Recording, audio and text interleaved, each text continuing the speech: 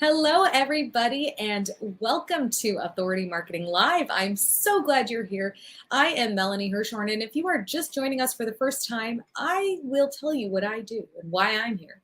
The whole reason that I am here, my mission is to help authors who are subject matter experts get their message out in the world in a way that really resonates with their ideal readers. So I like to say that I bridge the gap between publishing and publicity, and I help authors build their online presence so that they can sell more books and do all the things that they want to do with their book, leveraging it, that kind of fun thing. So today I'm so excited because I have Susan Barber joining me, and her book is called The Visibility Factor. And gosh, we couldn't talk about visibility more on this show. So it is so great to have her. So I'm going to bring her on right now. I just have to press add to stream. Hi, Susan. Hi, how are you? I'm great. How are you today? I am doing great. Thanks for having me on. Oh, I am so excited. And thanks for having product shot behind you so that we can see what it looks like. And you guys, you can grab a copy of it on Amazon. It's called The Visibility Factor. So let's talk about the book. Okay. Obvious question. What's the visibility factor? So the goal of the book is to help people who work really hard understand that that's important, but you also have to talk about what you're doing. You have to share that with people so that they know your value and your talent, and then you get more opportunities or maybe promoted. It was definitely my own story where I wasn't doing enough of that. And someone was kind enough to kind of tap me on the shoulder and say, "You're being pretty invisible.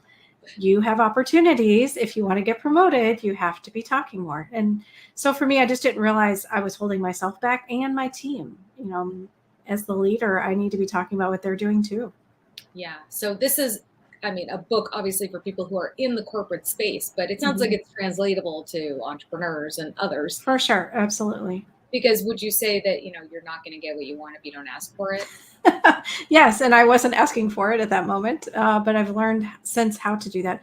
And I actually think it also helps people from a personal perspective. Mm-hmm. If you're not asking for what you want in your personal life or setting a good example as a parent about how to speak up and ask for what you want, then your kids aren't going to learn it either. So all of those lessons happened for me. And I just want to help other people learn that it's perfectly okay to ask for what you want and speak up and do it in your own authentic way.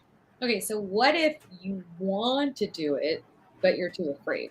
I mean, a lot of people suffer from imposter syndrome or they're more introverted. So it is something that holds them back. But the sooner they learn that they're just sharing information, it doesn't have to be that you're bragging. It doesn't have to be that you're doing something really big, like making a speech on stage all the time to get visibility. You can do simple things every day that just share what you're doing and how you're doing things, or what your team is doing, or what your business is doing.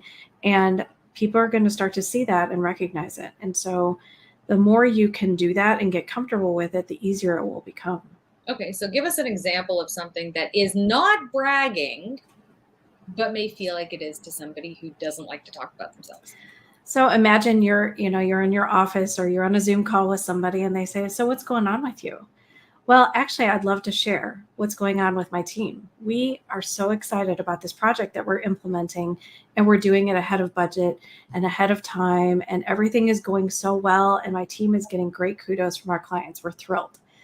All I'm doing is sharing information, right? But it could be perceived as bragging by somebody if you don't do it kind of in your own authentic way. Because you didn't say, "I'm so great. Look what I did for my team." Exactly. It's all because of me. Yeah, I'm the leader. I'm the one who made it happen. Yeah, I think it's just getting comfortable. And I try to compare it to, it's no different than you're sharing information with your neighbor, but you are spinning it in a way that lets people know that you had a leadership role in that, right? You did something different and you're not afraid to talk about it. And, I think that really translates well across the board for all humans when it comes to testimonials. Mm-hmm. If somebody says your business is great, if somebody says that, you're a really great mom, it's okay to tell people that, isn't it? For sure, yeah. To share that. So yes. Do you have any advice for people you said, be authentic, but like sometimes that isn't enough. Sometimes people need a kick in the butt. So what would be some words of wisdom for you to give people that kick in the butt to not be so afraid to share when somebody says something nice about them? I think it's the doubts in your head that hold you back. And so if you can say, those are not really true. Like, don't listen to those thoughts. Those are old beliefs, old stories. So if you tell yourself those aren't true and you take some imperfect action, right? You just say something about what you're doing. Doesn't have to come out perfectly, doesn't have to be the perfect polished speech, but if you just start talking about it in a way that feels comfortable for you, just like the example I had earlier, if you're just doing that. Or the other thing that you can do is talk about what someone else is doing. Talk about what someone else on your team is doing or what your peer is doing, because anybody who gives feedback about someone else, it's worth, 10 times more than it is if you do it for yourself. Plus, there's now going to be some reciprocity. They're going to do it for you. So it's a really great way to start doing it, talking about other people's stuff and what they're doing, and then they'll do it for you. So if you were inspired by someone kindly telling you, "Hey, you're translucent here. We need you to become more opaque," um, how did that get you to go from where you were to being an author who wrote the book on the visibility factor? Mm. Well, at that time when I was given that feedback, there wasn't, the internet we have today. Right. And so my first inclination was to go to the bookstore and find a book on this. And I did find a book, but it didn't have kind of the path. It gave a bunch of different ideas and all that kind of stuff was great. But I didn't really know how to do it in a way that was authentic for me. So I did two things. One, I started to observe other people, what they were doing, how they were doing it, and could I adopt those things in a way that worked for me? Probably. I tried those things, and some of them worked and some of them didn't. And then the second thing was I got myself a coach, and she helped me start to think about things differently in the perspective that I probably needed that kick in the pants from that person and I should be grateful. And, instead of defensive, which is your first inclination whenever that happens, be grateful because she's giving you a gift. And how can you see it in that way? And so I started on that journey of learning what visibility looked like for me, how to remove that crown of perfection that I wore every day and everything had to be perfect. Mhm. And when I started doing that and realizing that I had a role to play in the company, and if I'm not sharing my ideas with people, they're not going to make the right decisions above me. And so that helped me kind of let go of some of that fear.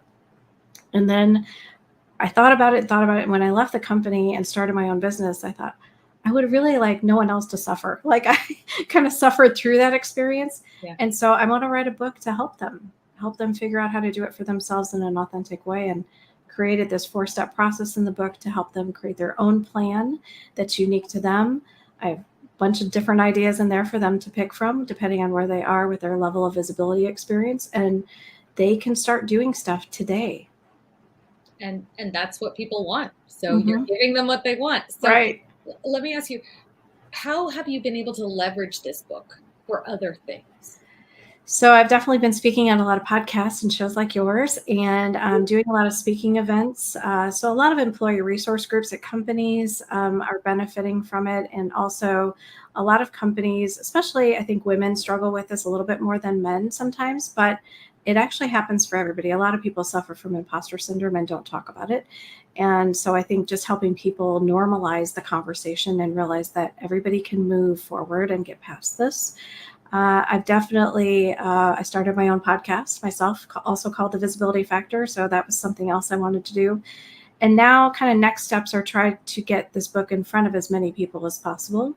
Try to make sure that I am helping more people learn how to teach others how to be visible. So helping coaches, helping HR people, helping other managers and leaders in organizations, but also entrepreneurs who are starting their own companies, help them be able to do it too.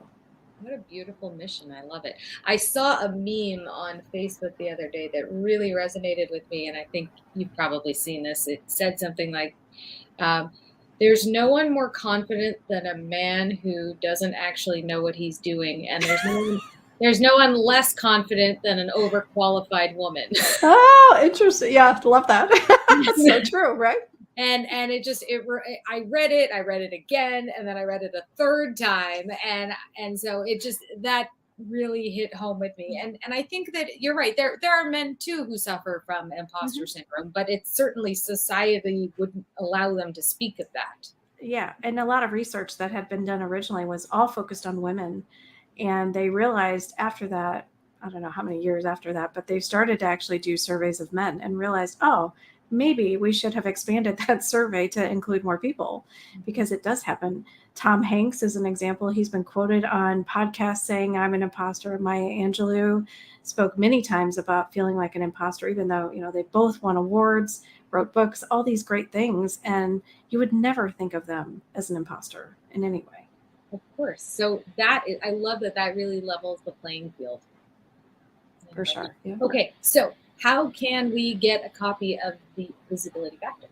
So you can go anywhere you buy ebooks online. You can also get it paperback or audiobooks. So wherever you get your books online, you can get it. It's also available in libraries through different things. So if you want to get your ebook from the library, a lot of people use that nowadays. So that's an option too. And it's been so exciting just to get it out there in the world, and I'm excited to share it with people. Your dog sounds very excited about it. Sorry about that. Yeah, I was hoping they'd stay sleeping. Oh, it's more than one. Yeah. Oh, yeah, there's two. Yeah. Okay. Well, they're just very excited about your book too. They're just getting in on it. They're trying to get their own visibility on the show. That's Exactly. all. Okay, Susan, thank you so much for joining today on Authority Marketing Live. And everybody, grab your copy of the Visibility Factor everywhere books are sold or rented from your local library. Thank you so much for having me, Melanie. Thanks so much. All right, take care, everyone.